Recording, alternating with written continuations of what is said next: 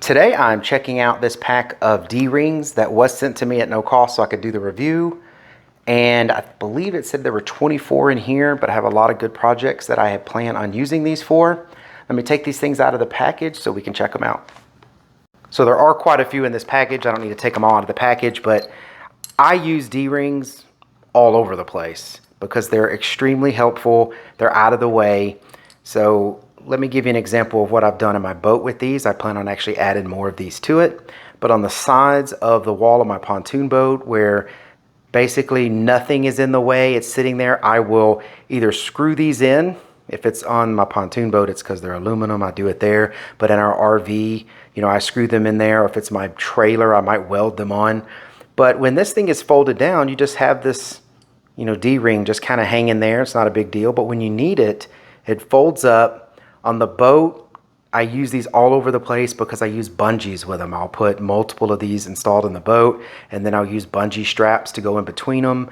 They can hold rods, they can hold ice chests, storage boxes, tackle boxes, just all kinds of just great stuff. I even use these sometimes and put a bungee cord there for rod holders even. So they're extremely versatile to use for all kinds of things. Then in the RV, I'll put straps to hold batteries in. A lot of my compartments just have wood panels on the side, so you just screw these into the wood panels. You have the D-rings there if you need to hold something down. If you don't need to use them, then they just fold nice and flat against the wall. So they're very versatile to use in all kinds of things. Now on a trailer, I weld them into place because a lot of times I don't have a place to just drill these in real easy. So I'll just put a bead around this with weld, or I'll bead in this little hole here. And then I have, again, places to put tie straps, bungees, anything like that. It is usually tie straps that I'm using with these on the trailer.